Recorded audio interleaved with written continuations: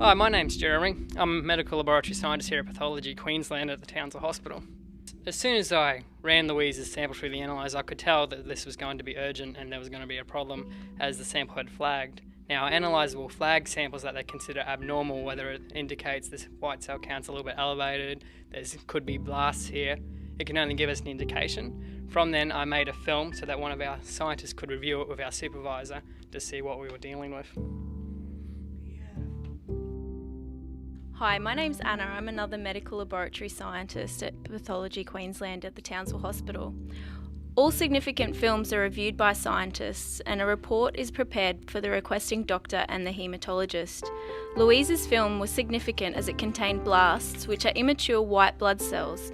They are a feature of leukemia and if present in high numbers can indicate the severity of the disease. In Louise's case, these were at dangerous levels and required urgent attention from the haematologist. After the haematologist reviewed the film, he would have ordered a bone marrow investigation and a flow cytometry. With these, he can get more specific what we're dealing with. So we know it was a leukemia, but now he can look to what type, myeloid, lymphoid, and from that he can decide on the best course of treatment, get a prognosis.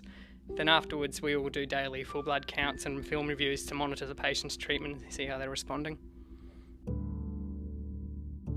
Hi, I'm Ailey and I'm a scientist specialising in flow cytometry at Pathology Queensland. We received a sample of Louise's blood for flow. Flow cytometry helps diagnose the type of leukemia by detecting markers on the outside of the white cells.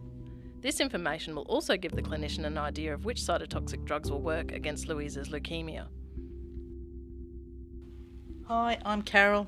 I'm a scientist that works in the transfusion medicine department. I provide compatible blood for patients like Louise, who has been undergoing chemotherapy where cytotoxic drugs destroy her own bone marrow, and this means she is unable to manufacture her own red cells and white cells. Therefore, during this crucial time, we need to replace these for her, and they come from donor cells. Now, we provide compatible red cells, platelets, and plasma during this time if the patient needs it.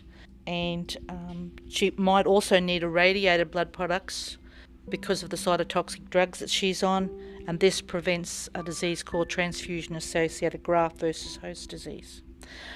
Thank you to all of you who donate blood. Louise can have this life-saving treatment, and we actually match the donor red cells with Louise's to make sure that Louise doesn't reject the new cells. Hi, I'm Xyloma. My primary role is to look after point-of-care analyzers for the laboratory and the hospital. By point-of-care, I mean the analyzer is brought to the patient's bedside, and results are obtained as little as 3 minutes. Imagine how critical this is in a life-threatening situation. On a daily basis, I look after the point-of-care and the blood gas analyzers throughout the whole hospital to make sure that the most accurate results are obtained. The wards I look after include emergency, intensive care, theatres, neonatal intensive care, coronary care unit, cardiac cath lab, birth suite and maternity. I also provide point of care, quality control and supplies to our regional hospitals. Another part of my role is to provide training to staff members that use these analyzers.